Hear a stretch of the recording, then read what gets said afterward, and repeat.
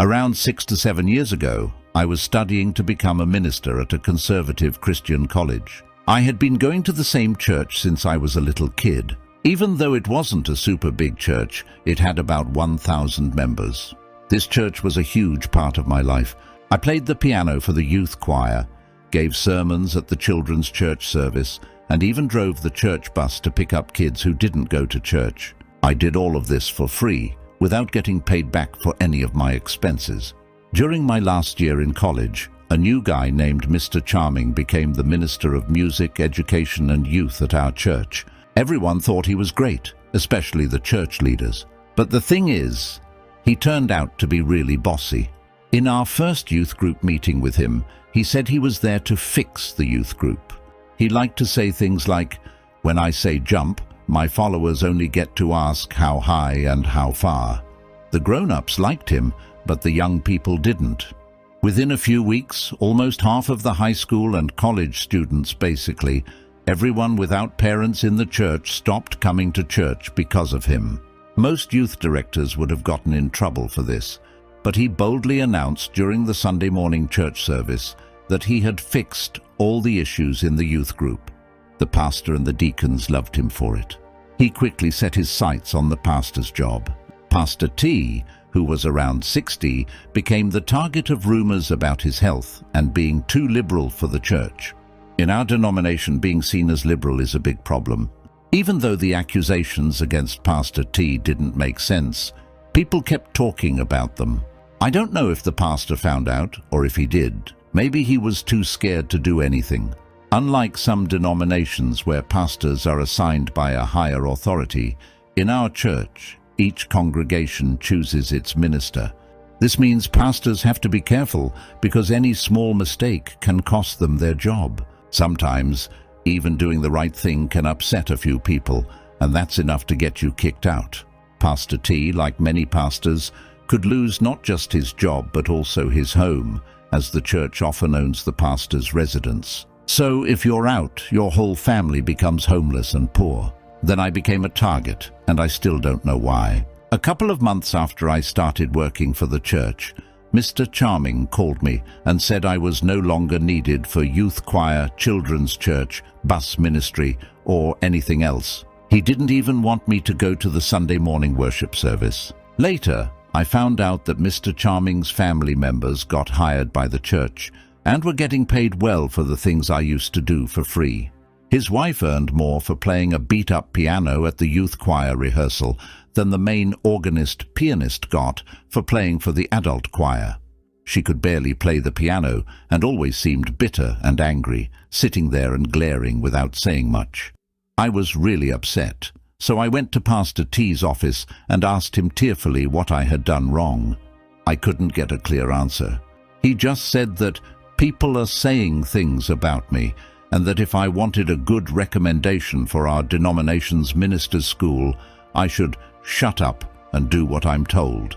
I started asking my church friends what people were saying about me. Every single one said, "I didn't want to tell you, and I don't believe it. But here's what I heard." The rumors said I got my girlfriend pregnant and made her have an abortion. I hadn't had a girlfriend since junior high, and that I got arrested for having marijuana, and my dad had to pay a lot of money to keep it quiet. I didn't even know what pot looked like. There were more rumors, but you get the idea. I did what Pastor T told me to do. I never went back to that church, except once, months later, see below. It hurt a lot. I had been part of that church since I was little, but I needed Pastor T's recommendation to go to the minister's school I wanted, and it was too painful to even drive by there.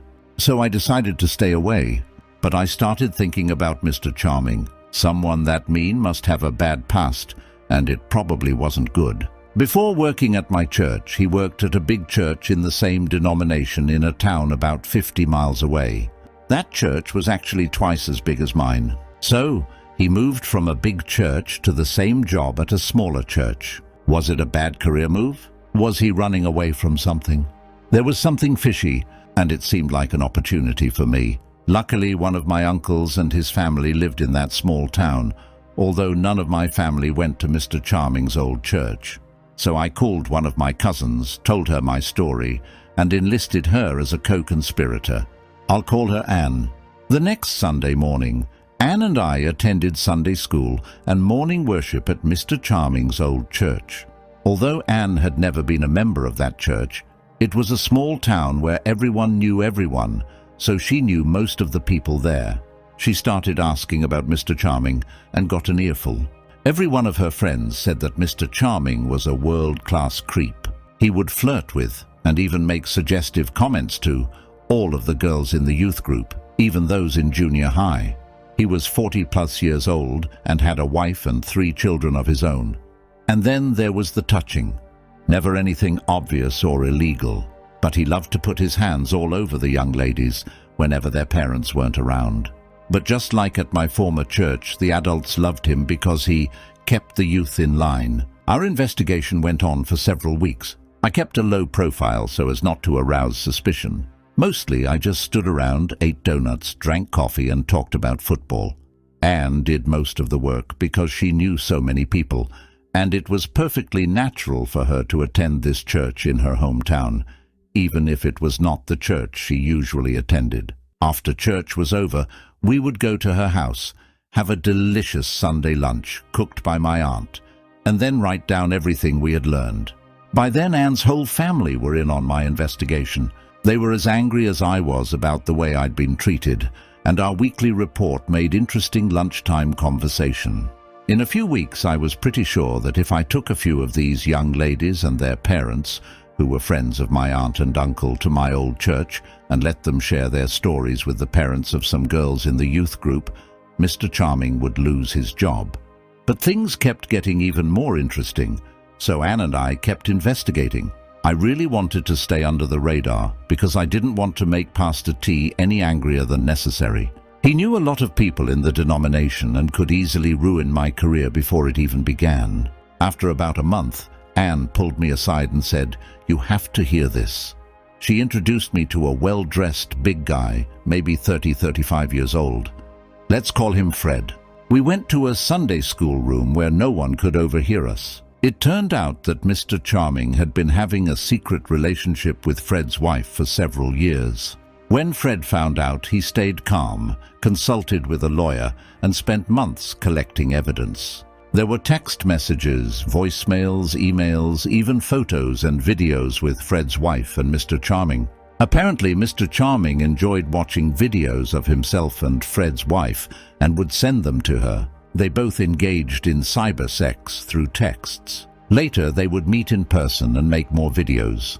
Finally, Fred talked to his wife about everything. She tried to deny it, but the evidence was too clear. Fred decided he wanted a divorce, full custody of the kids, their house, his retirement money, his business, her engagement and wedding rings, everything, even the dog. She hired a lawyer, but in this rural Bible Belt county, the lawyer told her that if the judge saw the videos, she might end up in a homeless shelter with all her stuff in a garbage bag under her bunk.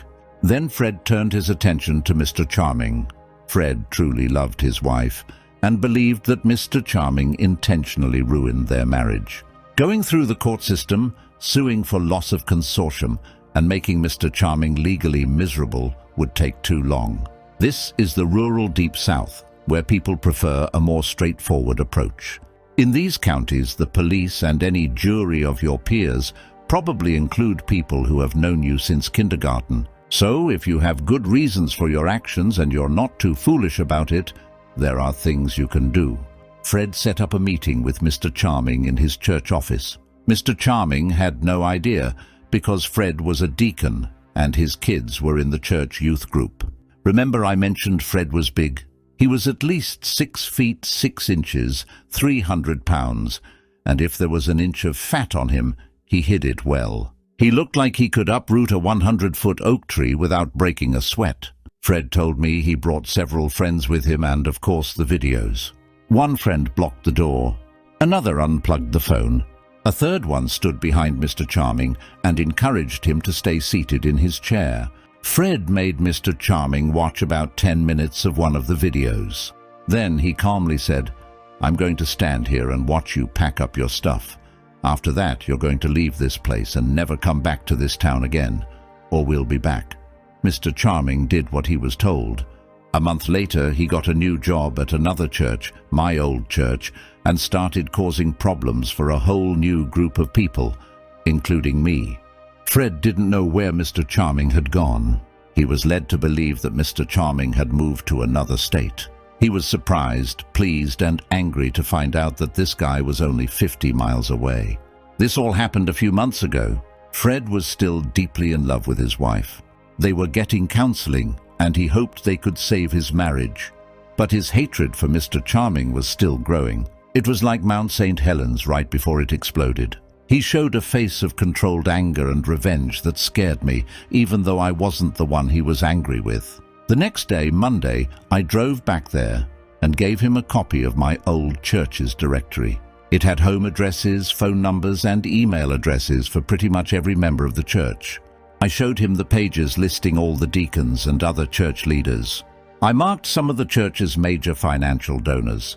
I told Fred about my situation with Pastor T and asked him not to mention my name. "No problem," he said.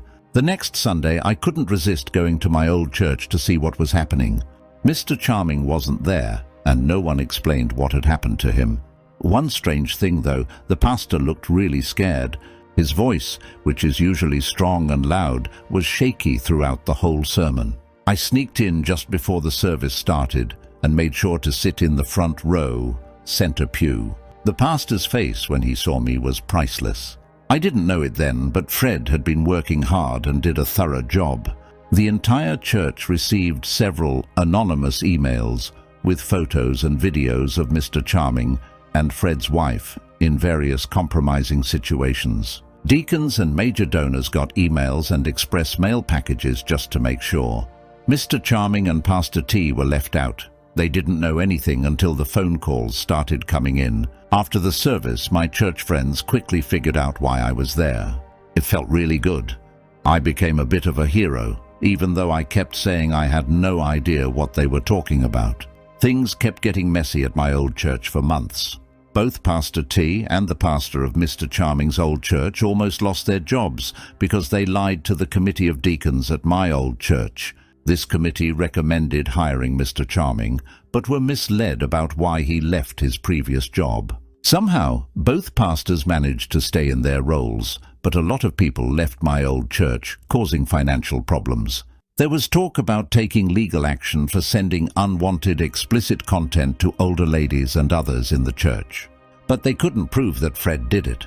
I don't think they tried very hard because his wife was in the videos and photos. Both churches really didn't want this to go to court because Mr. Charming's affairs and the fact that he spent years involved with a deacon's wife while having unsupervised access to many church youth would become public knowledge.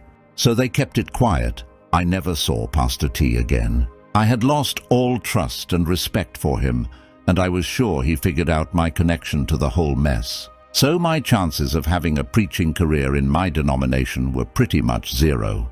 By that time, being a pastor, like Pastor T, was the last thing I wanted anyway.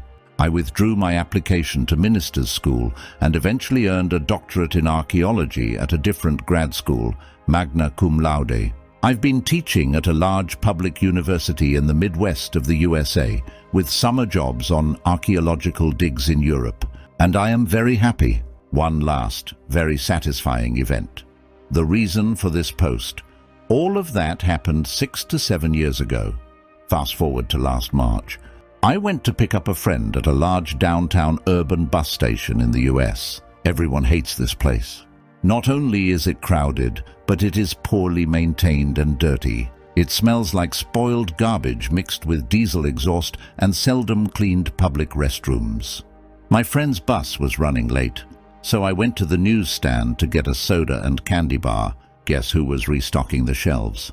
Mr. Charming. I just sat across from the newsstand and enjoyed my drink and snack. He saw me, then turned away. I just sat and watched him, restocking shelves full of adult magazines and junk food. Revenge is a feast that is best enjoyed cold. Reader comment. This resonates with me because my parents' Southern Baptist Church almost hired a guy to be their new senior pastor, Their local newspaper found out he left his previous job at a bigger church after getting caught having inappropriate relationships with former members of his youth group while he was married. Even in medium-sized towns, newspaper exposés get attention. Original poster. I had decided never to go back to that church, except for that one Sunday described in my post. But, through friends who were still members of the church, I kept up with all the chaos, hypocrisy and damage control spin that happened because of me and Fred. There's a lot more, but it would make the post too long. It was delightful to watch though. Reader comment. I wouldn't mind seeing a part 2. Original poster. Thanks. It took me a few months to gather enough emotional strength to write this much. Note that I last saw Mr. Charming in March, 4 months ago. This whole situation, being kicked out of the church I devoted my life to, Pastor T's rejection for no apparent reason, etc., are the most painful experiences of my life. It wasn't Mr. Charming. I knew he was a sociopath the moment I first saw him. But the hurtful rejection by people I loved and thought loved me goes very deep. Reader, comment. I don't hold it against anyone for having faith, and I completely understand the pain of being mistreated by your faith community. I'm still curious, what effect has this experience, time, and a career in archaeology had on your beliefs, if any? Original poster. My PhD in archaeology didn't touch on religion or the Bible. I earned it at a state university in the USA. But I used those skills to examine the archaeological evidence for the Bible, and it marked the end of my belief in the Bible as literal truth. There simply isn't any evidence supporting what you find in the Pentateuch, Joshua, or Judges. How did millions of Israelites live for 38 years in Kadesh Barnea and leave no archaeological evidence? A detailed discussion of this goes beyond the possibilities of this post. But if you're curious, it's worth looking into further. Reader, comment. You're not alone in that. Many LDS elders have spent their lives searching for archaeological proof of the stories in the Book of Mormon, only to find none and lose their faith. Original poster. I didn't lose my faith. I didn't lose anything except blind devotion to deliberately made-up stories, pushed by self-serving conmen, ministers who know they're lying. I gained enlightenment. Reader, comment. I'm glad you found enlightenment. It's sad that the people you thought were genuine turned out to be cruel hypocrites, especially that they abandoned you when you needed them. It sounds like they were also taking some money from the church by paying high salaries to friends and family for jobs you did out of love and devotion to your church. People like that are awful. I'm glad you've moved away from that group. Original poster. You're right about the skimming. There was actually a lot more than I put in my post. I left out some stuff that wasn't really relevant because the post was already too long. I will say, though, that Mr. Charming and his group weren't the only ones skimming, and a significant amount of skimming happened before he arrived and after he left. Glad I'm out. Reader, comment. Sorry, OP. I went through a similar situation a few years ago. It's surprising to see people you thought were your friends follow a charming narcissist or sociopath. In the end, I realized those former friends weren't the kind of people I wanted or needed in my life. Original poster. One of the best things about leaving my old faith was finding out who my real friends are. My true friends cared about me no matter what I believed or didn't believe. Everyone else was never really my friend. Reader, comment. You might want to check out the Vatican archives if possible. There's a lot of active archaeology related to various texts, and the Bible itself is a limited resource for such research, being essentially a greatest hits compilation. Not necessarily a reason to be religious, but more to see where text and evidence intersect. Original poster. Thanks for the info. I hope much of it is online, so I don't have to go all the way to Rome, though I'd love to. Although Mr. Charming's former church was in a small, rural town, my former church, the subject of most of my post, is in a major city. Reader, comment. Sorry, OP, that you went through that. It'll take a while for the pain to subside, but kudos to you for standing up. Hugs and high fives. Original poster. Thanks. I don't miss religion, the mind control. but I do miss having a regular Sunday morning time with friends. I still get to spend a lot of time with them, and it's better because we don't have to listen to a sermon, and nobody tries to guilt us into giving them money. Reader comment: why is being a liberal in church a kiss of death? Wasn't Jesus a liberal socialist? Original poster. Most churches don't want you to act like Jesus. It makes them look bad. Being liberal in church can get you kicked out or isolated faster than almost anything. It happened to me twice, once with a church and once with a parachurch group. Reader comment: I don't suppose their position was that all people needed to remember was Micah 6:8.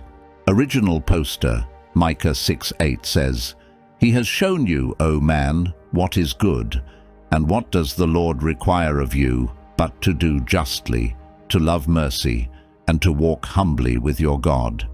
I followed that imperfectly, but as best I could, for over 20 years in that church. As described in my post, it didn't end well. I was treated as disposable.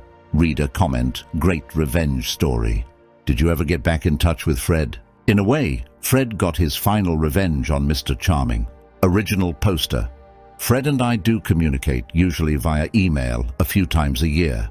We're friends, although not very close due to the geographical distance. I am in the Midwest, and he is in the Deep South. I showed my original Reddit post to Fred before posting it to make sure I remembered everything correctly, and that he was okay with me sharing it. When I mentioned seeing Mr. Charming in the bus station to Fred, he was glad that Mr. Charming was no longer in religious work. Fred doesn't claim credit for ruining Mr. Charming's life. He believes, and I agree, that Mr. Charming destroyed his own life. Fred simply told people the truth about what Mr. Charming was doing. Fred and his wife are still married, and as per him, she has been faithful since Mr. Charming left their lives.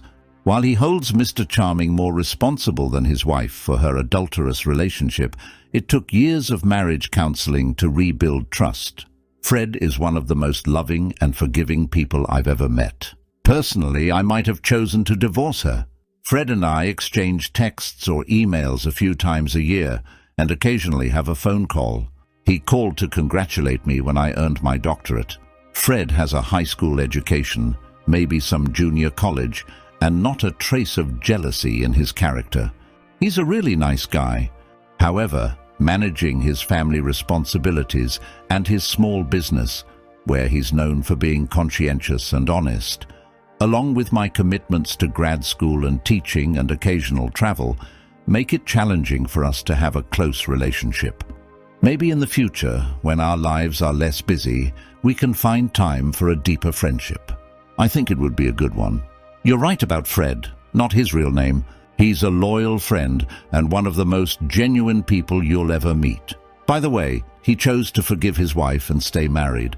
They've gone through a lot of counseling to rebuild trust, and Mr. Charming is avoiding Ms. Fred out of fear. They're working hard to make their marriage work. Reader comment: I have a feeling you were at the downtown Birmingham Greyhound station. Original poster. Sorry, I can't provide specific geographic information. Over the past few years, I've shared my experience with many friends from all over the USA. My situation being expelled from a religious group for no apparent reason, just so an unpleasant Christian leader can instill fear in the rest of his disciples, is not uncommon. So really, it could have happened anywhere and has.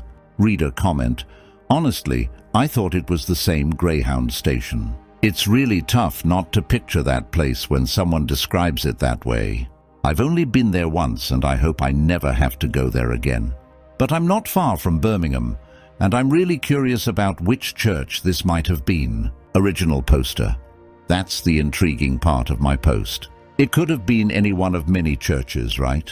Let's just say this church is still thriving and making a lot of money. Reader comment: this easily could have been my old church. My family was pushed out of a church, and to the best of my knowledge, it was all because I was a quirky kid who got bullied. My parents sent me to another church's VBS because I had cousins there. People can be terrible. People in Baptist churches can be really terrible. I've known some good Baptist individuals, but I've never seen a good Baptist church. Original poster, I agree. I've known several people in my denomination who were good individuals, but the denomination itself seems to bring out the worst in people, and the problem worsens as you go up the hierarchy. People in the pews are, generally, better than the deacons. Deacons are better than ministers in small churches. Ministers in small churches are better than ministers in large churches, and so on. I vividly remember when I realized this. It was a few months after I left the church in my post, and I was in the process of leaving Christianity altogether. It struck me like a bucket of ice water. The more a person dedicated their life to Jesus as a minister, etc., the worse person they became. If Christianity were true, ministers should generally be better Christians than non-ministers, though not always. This realization was powerful evidence for me that there was something seriously wrong with Christianity. While it wasn't the only factor that changed my mind, it did encourage me to keep examining the facts, leading to the well-deserved demise of my former beliefs. Reader comment: I felt sorry for Pastor T until the "shut up and do what you're told" nonsense. Original poster: I still don't understand that part. What did he gain by throwing me under the bus? I cared for him as much as my own parents. He was the reason I believed I was called to the ministry. Mr. Charming, despite all the hurtful things he did, didn't really harm me.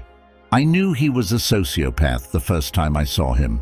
He had the look, but I had loved, trusted, adored, and obeyed Pastor T since I was a small child.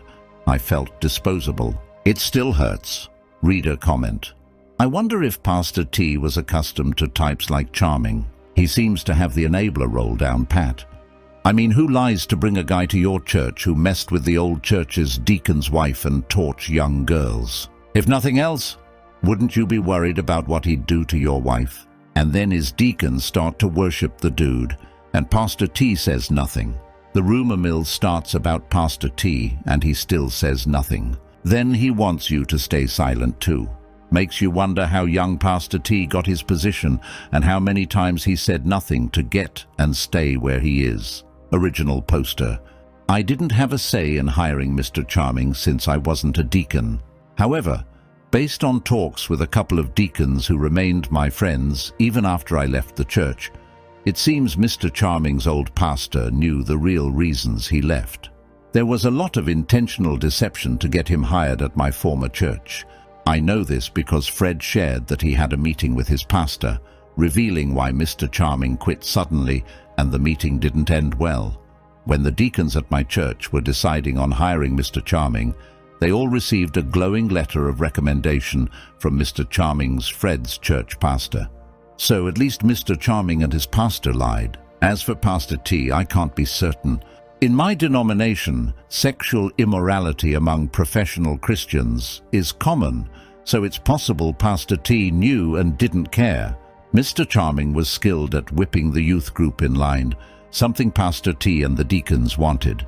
We were learning to think for ourselves, which scared them. Reader comment: The saddest parts are how easily the congregation believed rumors and how messed up Pastor T's priorities are. It seems he didn't like a vocal youth group. Having trust shattered like that must have been traumatic. T didn't gain anything but scandal and financial troubles. I'm glad you moved on and found new passions. Original poster: Thanks for your kind words. Mr. Charming's treatment of me was terrible, but it didn't really hurt me because I, along with all my friends in the church youth college group, realized he was a sociopath the moment we saw him. He had the look. However, Pastor T's treatment hurt like hell. I loved, trusted, and admired him as much as my own parents. I might never get over that in the sense that it won't hurt when I think about it. Still, I've moved on to a happier life, and a lot of healing has happened. I disagree with one thing you said, though. T didn't gain anything from it but a scandal and financial troubles. Pastor T is still the pastor at my former church. When Fred exposed everything, Pastor T had to do significant damage control to keep his job. He wasn't overly careful about who he hurt in the process. I didn't include it in my original post because it was already too long, and since I was gone, it was information I heard but did not witness directly. For me, it just confirmed that my decision not to go to minister's school was the right one. I couldn't live with myself if I had to do the kinds of things Pastor T did to survive. Reader comment: keeping your current position isn't a gain, but yeah, this really showed his true face in rather disturbing clarity. Like you, I could never live like this. Who walks over the bodies of victims for a living, while preaching about the extreme opposite too? The cognitive dissonance required for this alone, let alone the murder of your conscience. For what it's worth, I think you really dodged a bullet. Somehow, you still ended up with the pain because humans can be so shitty. Original poster. That's what I keep telling myself. Even though I paid a high price for this knowledge, it's better to see these people as they really are while I'm still young enough to change directions in my life without too much disruption. It could have been worse. I have an uncle, a now former conservative minister, who didn't figure this out until he was 40 plus. Then he realized he had a wife and children to support, but his only marketable skill was lying for a living. Luckily, we have a very large, close-knit family who came to his aid and helped him with a career change. It was still several difficult years, but he's now happily employed as a clinical psychologist. A couple of years after his career change, he told us that if it hadn't been for our family, he would have self-delete himself. I don't think he was kidding. One of my closest conservative Christian friends from my childhood became a foreign missionary. He came home on furlough and put a shotgun in his mouth. Reader comment: that's dark. Yeah, I can see people self-deleting over this. It doesn't help that it's usually men or male-presenting trans, non-binary peeps who become professional Christians. I love that term of yours. Christianity has this toxic idea of men being the sole provider, the only financial earner, and having to be perfect and in charge all the time. Doesn't leave much room for error. Original poster. Liberal Christian churches understand that ministers may want to change careers, whether their beliefs change or not. Many of them actively support them in this process. The Episcopal Church in the USA even has a whole department dedicated to handling such transitions. However, conservative Christian denominations often make pastors feel like they have failed God, going out of their way to overwhelm them with feelings of guilt, inadequacy, failure, and depression if they consider leaving their pastoral role. The more I reflect on Bible-believing Christianity, the more it seems anti-human to me. I'm so glad I'm out. Reader comment: wow. And the nerve of your pastor and fellow church members, who had probably known you your whole life, to believe the word of a guy they had known for a whole 5 minutes. Original poster. Mr. Charming was very sophisticated in spreading these rumors. They never directly traced back to him, but rather to his children, his wife, a few people from his former church, and even Pastor T's wife, who was self-righteous. I believe Pastor T took Mr. Charming's side in kicking me out because he was afraid of losing his own job. Somehow he thought throwing me under the bus would somehow appease the situation. Really, it doesn't make any sense. Reader comment: well, he hit all the right notes to get someone kicked out of a conservative church. The only one he missed was saying you were gay. Original poster. There was a lot of other stuff in the rumor mill about me that I'm too embarrassed to include in a post, even anonymously. Although back then I would have been horrified for anyone to think I was gay, it wouldn't bother me at all today, even though I happen to be straight.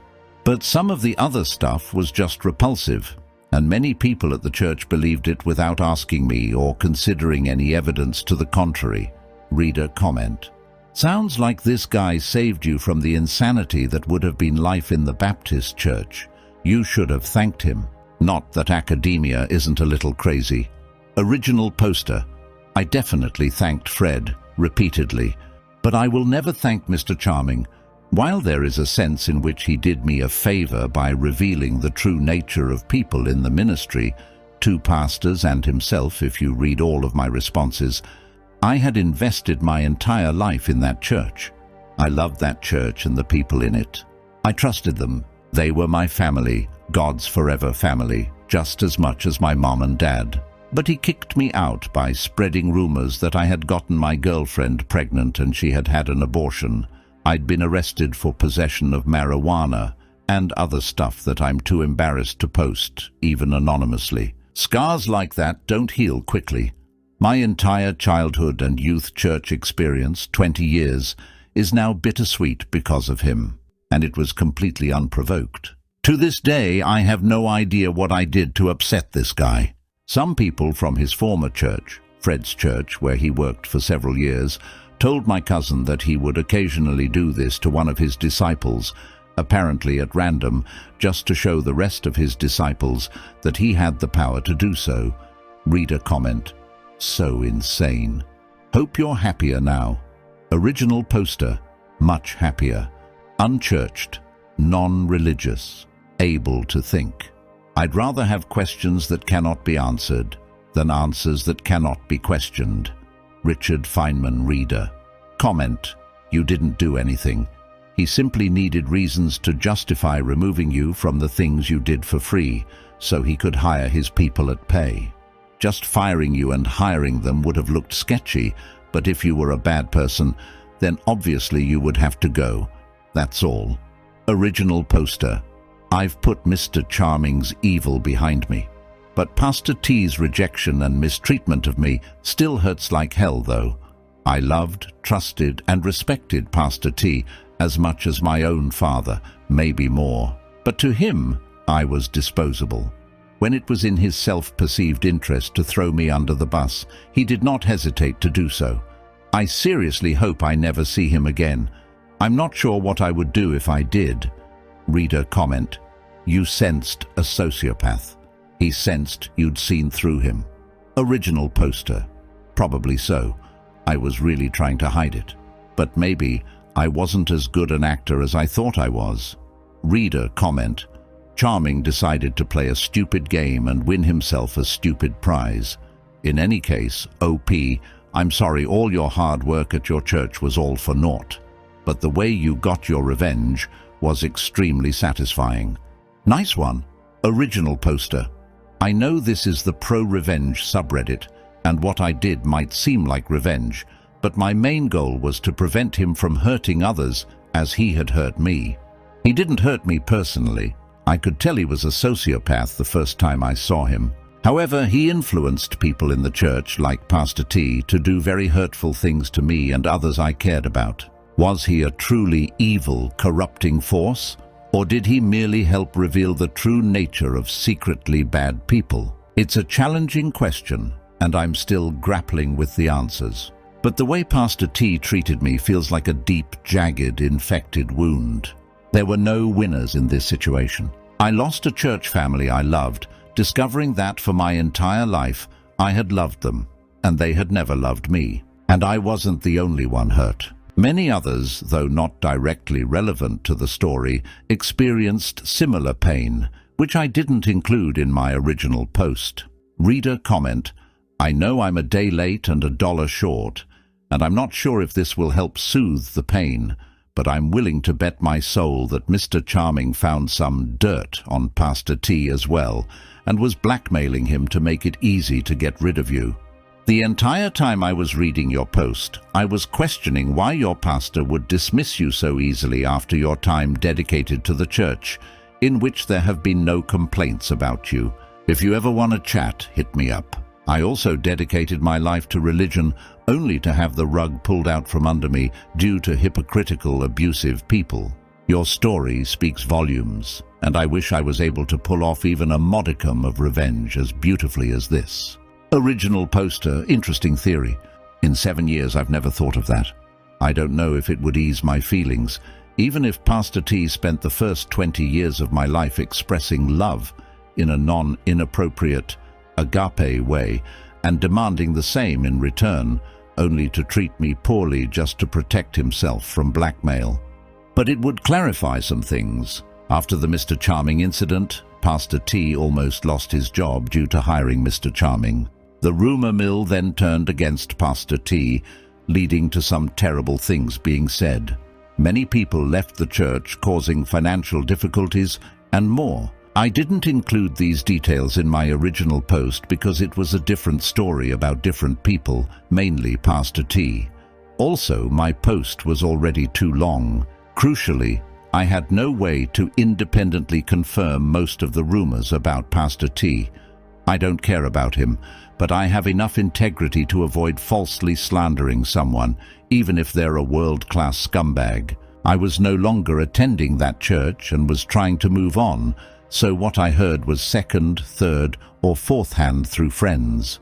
Unfortunately, a few rumors did seem true, and they aren't pleasant. If I can find a way to make them interesting, I might share them in another thread for everyone to see. It's an interesting theory, and it would explain a lot. Pastor T seemed scared when we met privately in his office more than a month before everything blew up. He told me to shut up and do what you're told. I was sure he wasn't scared of me, but I never knew what he was scared of. Reader comment. While I'd say revenge isn't the Christian way, what happens in the dark eventually comes to light. This guy did a lot of things in the dark. It's unfortunate your community turned on you due to lies, but I hope you were able to salvage some relationships. I had lies spread about me a few months back, lost many friends until some came to hear my side. The ones spreading the lies eventually confessed publicly, and while I was accepted back into the group, it never felt the same. There will always be that shadow of doubt, even though they heard the truth from the person who spread the lies. Original poster. One positive outcome of this whole sordid episode is that it revealed who my true friends are. The ones who knew the rumors were false stuck with me, and I'm still friends with most of them. Reader comment. I really can't imagine why someone trying to reconcile with his wife would send candid videos of her extramarital sex life to another group of total strangers. Original poster. I've kept up with Fred, not his real name, since the events described in my post. We still exchange texts and Facebook messages a few times a year. He is one of the nicest, most mild-mannered guys you'd ever meet, except when it came to Mr. Charming.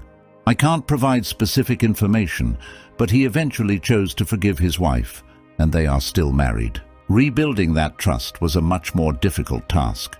He claims she has been faithful since then. Apparently, Mr. Charming targeted her, and no one else has been able to. Reader comment. That's not something I would do. If a girl cheats on me, the relationship is over. Forever. Original poster. Me too. I could never trust her again. But Fred deeply loved his wife. He's a great guy with a huge heart. They have had a lot of struggles, but he says she's been faithful since Mr. Charming got out of the picture. I hope so. For Fred's sake. He's one of the most compassionate men I've ever met. Like a grizzly bear with a heart the size of a whale. Reader comment. This is beautiful. My entire family is Catholic, and I was raised very Catholic. My husband was raised very Southern Baptist. Granddaddy is a preacher. The only people I know more hypocritical than Catholics are Southern Baptists. Original poster, yes. At least Catholics will say hello when they see each other in the liquor store. Reader comment. As someone involved in ministry, I apologize for how poorly you were treated in a place where that sort of behavior should be unacceptable. I hope you can find a better church that actually practices what it preaches. Original poster, nah. I gave up on church and religion. 2 reasons. A doctorate in archaeology pretty much blows away any ideas about the reliability of the Old Testament. Non-Christians are nicer people. Reader comment. Don't think there was ever any revenge on my youth minister, but I remember he disappeared quickly one day, and for the next few years, female friends of mine from that youth group admitted that he had been really creepy to them, including cornering them alone and touching them. Original poster. This was the second youth director in a row at that church who had left quickly, and career changed immediately afterward. But the previous one was just lazy and stupid, not sexually perverted as far as I know. I remember having a serious discussion with him about whether human blood was red or blue. He pointed to the veins in his arm and said, "Look, it's blue. It just turns red when you expose it to air." There are 2 kinds of stupid. The kind where Mother Nature is just unkind to you, and the kind where you work hard at it. He had the second kind. It was the only thing he was good at. Reader comment. Yeah, looking back, I don't know why I looked up to these people.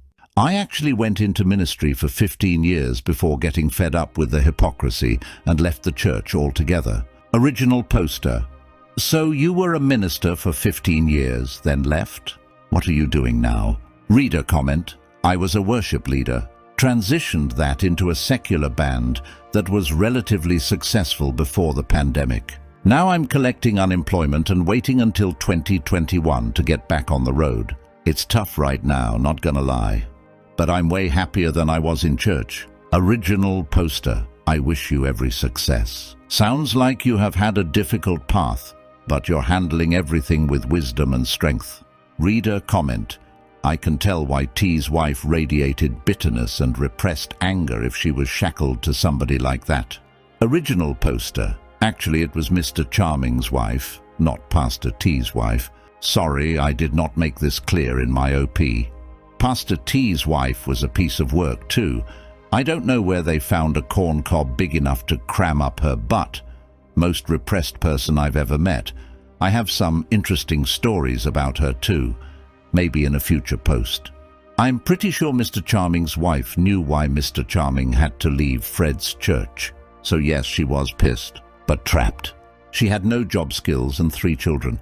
Reader comment. Well written, well executed, and a good read. A particular youth pastor used to be very condescending and snarky toward me when I was a teen. I'm not sure if his disdain for me was the fact I went to a HS most of the kids didn't go to, or some other reason. I'd been an outsider and loner all my life. Church was the one place I should have felt welcome. Years later, that youth pastor got the same job at a church in Florida.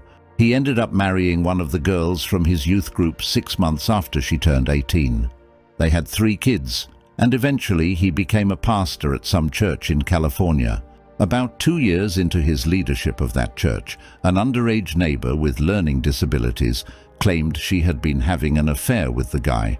He swore up and down nothing had happened and that it was all a lie. He got his parents to have everyone pray that the situation would be rectified. His parents mortgaged their house to pay for a decent lawyer. Finally, his lawyer told him straight up. The evidence was overwhelming. His best shot was to fess up and plead guilty. He got about a decade in the California prison system before release, after which he moved back to my hometown. What I'd never told anyone back then, and what he didn't know, was I had been a victim from the age of 6 to 12. So while I already didn't like the guy, after he did what he did, I loathed him. A few years ago, I was getting some lunch at a fast food restaurant and saw him 2-3 places in front of me. Some lady with her little girl was waiting for their food, and I told the mom to watch her child carefully. A registered offender was in our presence. He mouthed off to me, I mouthed off to him, we went outside.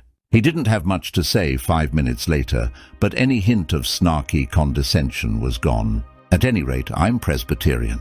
You were predestined to get to do archaeological digs in Europe.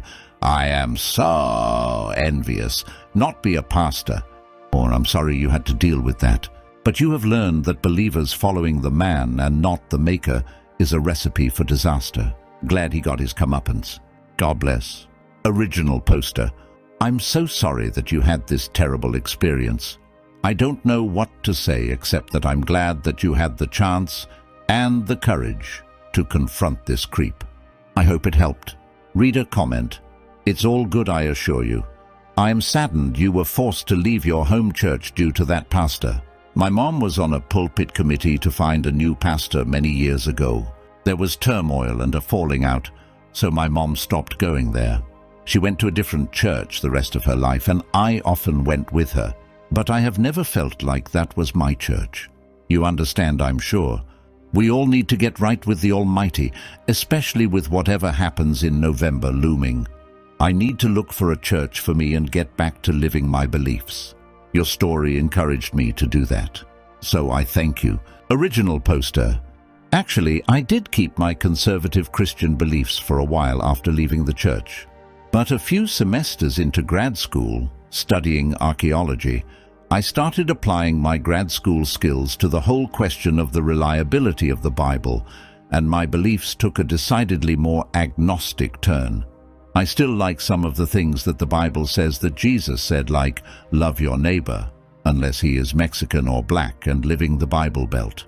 But archaeologically, you just can't believe in a literal Bible. Just too many problems. Maybe you'd be happier if you took a deep look into the scientific, logical, and archaeological basis for your beliefs. It helped me escape from a lot of mistaken assumptions. Reader comment. Well, in all honesty, I still have my beliefs. I've just applied science, which I also believe in the equation, like the billions of years that it took to create the universe versus 6 days. The Bible doesn't say days for whom. There is some verse in the Bible that says a day to God is like 1,000 human years. That's an analogy, of course. But I don't think early man could have conceived of billions of years. When Cain was kicked out of the garden and was worried others would kill him, when there were supposedly 3 people on earth, I think those people were the Neanderthals and other not fully human species. I could give other examples, but that isn't important. You're at peace believing what you do, as am I. Your post inspired, even if it was in a way you didn't intend, and it caused me to sin via jealousy. I love Europe, having been a few times to many countries. Actually getting to assist on a dig there would be so cool. I love history. If you ever need free labor to take the heaps of sifted dirt away, let me know. I'd be proud just to be a member of any team like that. Reader comment. Now that most of the pertinent comments about your post have been made, I just wanted to ask, what country, i.e., have you done archaeological work in, and what regions in those countries? Sorry, you telling me that has had me curious for days. Original poster. I really can't get too specific because it's a small world, and I really don't want everyone to figure out who I am. I teach adjunct and postdoc non-tenure track. Ain't much, but times are hard, at a state university in a pretty conservative area, and any discussion of religion, except blind faith is good, subjects me to risks that I don't want to hassle with. But, in the USA, most of my work has been in Eastern Virginia, 18th and early 19th century. For the past few summers, except this one damn virus, I've been able to go to England and work on some pre-Roman Celtic stuff. If you go to ebay.com and search on England ancient Celtic coin, without quotes, you will find stuff similar to what we found. Not actually what I dug up, similar to. Any ancient Roman or Celtic stuff from an archaeological site has this huge approval process that you have to go through to determine whether a museum wants it, or they can let you have it if ever. Takes years. Reader comment. Very nice. I'm in the southeastern US myself, so I'm familiar with the coastal Commonwealth area. Majorly impressed with the England work too. I think I need some advice in an attempt to ease my conscience, and I thought you might be able to help. When I was a child, I was in a choir that toured all over the world and sang at the White House, among other places. When I was 12, I went to Greece for about 6 weeks. We visited less touristy places and had access to areas that regular tourists rarely see. While touring the site of Delphi, I noticed something sticking out from under a rock. I moved the rock and found what I thought was an odd-looking rock, so I put it in my pocket. Adults were searched when we left, but kids weren't. Long story short, when I washed the rock off, I realized it's a piece of pottery with little bits of paint remaining. What would you recommend as the best way for me to return it? I doubt it's of major historical importance, but I shouldn't have taken it. Yet I wouldn't want some person at the Athens post office to lose it either. I want to make sure it gets back home. Original poster. It's very admirable that you want to return this pottery. But you're right. It's almost certainly not archaeologically significant, and it wouldn't have been even if an expert had excavated and catalogued it. I know I keep referring to eBay, but go there and search for ancient Greek pottery without quotes. You can buy stuff like you described for just a few dollars. Heck, you can buy an entire bowl in beautiful condition for a few hundred. I have a big curio cabinet at my mum's house, since I relocate so much, full of exquisite fossils, ancient Roman glass, Egyptian faience, etc. that I've bought on eBay. Really, that stuff is all over Eurasia, and if you sink a shovel into any random place between Ireland and Japan, you have a significant chance of finding something. We don't understand that here in the US because artifacts are much less common here, but people have been living in Eurasia and throwing stuff away for 100,000 years. So my advice is to keep it and not feel guilty. There's a special significance to archaeological discoveries that you dig up yourself, which goes far beyond their cash value. It is an emotional treasure that cannot be described by any price. It has a unique value to you. If you still feel guilty, look up similar items for sale online, on eBay and other places. Find several examples of ancient pottery shards like yours. They don't have to be the same style, just similar in size and glazing. Then make an educated guess about how much your shard would sell for on the open market, like on eBay. After that, find a Greek charity or any charity you like and send them a check for that amount. Attach a letter explaining your gift if you want. I've done similar things about my past actions, and it usually takes care of the problem. It only works if you can't actually fix the original problem though, which I don't think you can in this case. So it should work for you. Reader comment. Well, if that's the case, I think I will keep it. I have ancient Greek coins I bought there, as well as some coins I bought in Hong Kong from the Ming Dynasty. You are correct. I have a site that sells antiquities bookmarked on my laptop, so I know what you say is true. I just remember the Greeks complaining about much of the Parthenon frieze being at the Louvre in Paris. They're antiquities in another country. Yet I did the same thing. Thanks for the response. Peace. Original poster. I don't really think you did the same thing. First of all, you were a child, not a professional thief, also known as a dealer in antiquities of unknown provenance. Second, and most importantly, the Parthenon frieze is of enormous, unique archaeological, historical, and artistic importance. Your shard has sentimental value to you, but not much to anyone else. You can't buy the Parthenon frieze on eBay, but you can buy shards. By the way, if you're ever in Nashville, Tennessee, there's a full-size, completely detailed replica of the Parthenon in Centennial Park, just north of Vanderbilt University. It's one of the most interesting things to see in Nashville, in my opinion, if you're into that kind of thing. Also, it has some of the best country music you'll hear anywhere if you're a fan, as I am. Reader comment. That encounter at the end was the cherry on the top. Original poster, yep, golden, platinum. I had lost all contact with him, and the rumor was that he had left the state and moved to the West Coast. I had tried Googling him without success. The look on his face told it all. He was as broken a man as I'd ever seen. I'd have felt sorry for him, except for all of the pain that he had deliberately caused to so many good people I knew. I was really tempted to choke him right then and there in front of all those witnesses, but I decided that that would be too good for him. Let him live and suffer the consequences of his actions for the rest of his life. Plus, face it, 20 years to life was a bit of a deterrent, unless I could come up with a jury-pleasing, he needed killing argument, which sometimes actually works in the Deep South. Reader comment. Thank you for an amazing story.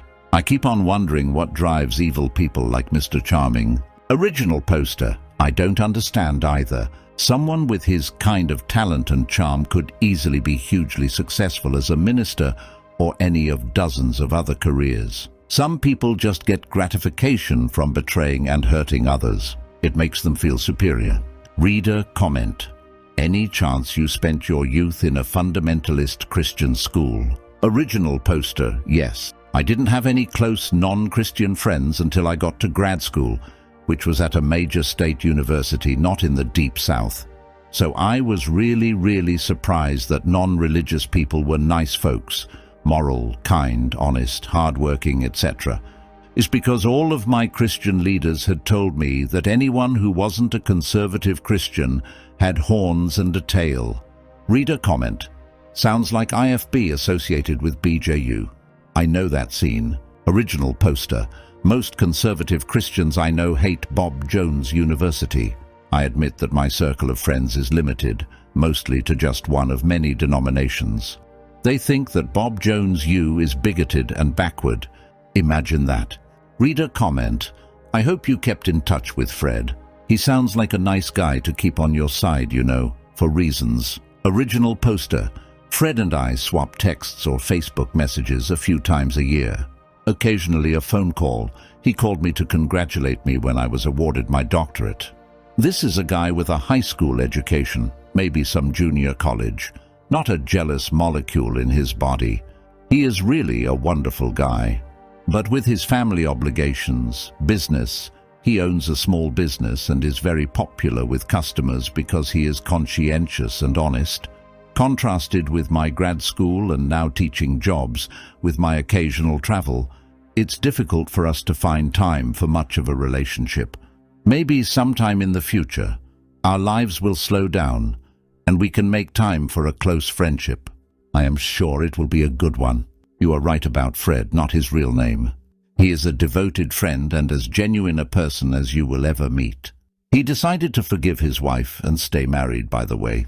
They've been through a lot of counseling to try to restore trust, and Mr. Charming is afraid to come within a parsec of Ms. Fred.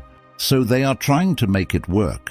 Reader comment, see, this stuff is why I don't want to go back to the Baptist church.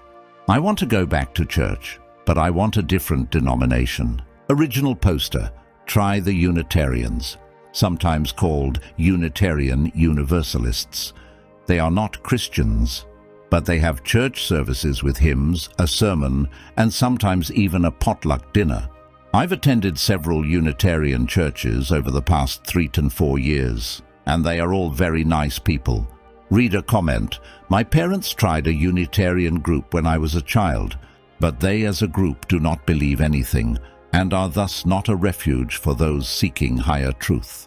You can't fill a spiritual vacuum with nothing. Original poster. That was my experience with the UUs. Most UU churches are very good for fellowship because they are very warm, accepting, kind people. But if you are looking for spiritual or philosophical guidance, you're going to be disappointed. Reader comment, Mr. Charming is a classic narcissist. Check out Dr. Ramani on YouTube. She does this massive series on how to spot and deal with narcissists. Original poster. I had him figured out right away. The first time I saw him was right after he was hired at Sunday morning worship. He had the look. Imagine the faces of Kenneth Copeland and Jim Bakker grotesquely merged into one, yet still brutally handsome. Life writes its story on your face, and his looked like it had been written by Stephen King and Machiavelli. My first thought was, oh God, please tell me he's not our new youth director. The problem was not that I and most of the youth didn't know what he was. Most of us had him figured out as quickly as I did. The problem was that the church leadership was too stupid to notice. There are 2 kinds of stupid.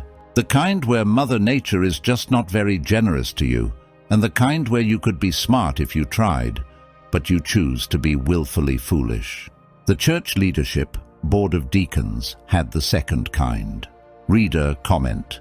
Did everyone at your old church know Mr. Charming was having sex with a woman who was already married? Or was the act of him having sex itself reason enough for shit to hit the fan? Original poster. I don't know who knew about it at Fred's church, i.e. Mr. Charming's church, before he came to work at my church. I do know that Fred told the pastor after Fred's infamous meeting between Mr. Charming and Fred with his 3 friends, described in my post. This became relevant later because the pastor lied to the pastoral search committee at my old church when they were deciding whether to hire Mr. Charming. The pastor actually wrote a nice letter of recommendation for Mr. Charming, telling my church's search committee what a wonderful person Mr. Charming was. Somehow this lying pastor survived, though. I haven't kept up with him, but last I heard, he was still the senior minister at the same church. Reader comment. Reading this story makes me feel so sorry for you growing up in that environment. I hope you are doing better. Original poster. Well, my PhD in archaeology cured me from Slavish addiction to biblical literalism. I'm now very happily agnostic. Although I do like some of Jesus' sayings like, love your neighbor, and I hope that Christians will try it someday. It will be a new experience for them. Reader comment. So did anyone apologize for the nasty rumors or otherwise acknowledge it was pure and utter bullshit? Original poster, not one apology. One good thing came out of this though. It showed me who my friends were. My friends didn't believe any of the rumors and they're still my friends today. The rest of my friends never were my friend. I was their friend, but they weren't my friend. And this whole sad situation got them to clearly show everyone what kind of people they were. Reader comment. What happened with Fred and his wife? Did they stay married? Original poster. Fred, not his real name, decided to forgive his wife and stay married. Forgiveness and trust are not the same thing. Forgiveness is given, trust is earned. Trust, once broken, is very difficult to restore. They've been through a lot of counseling to try to restore trust, so they are trying to make it work. Reader comment. I'm really happy for you, mainly that you didn't become a Baptist pastor.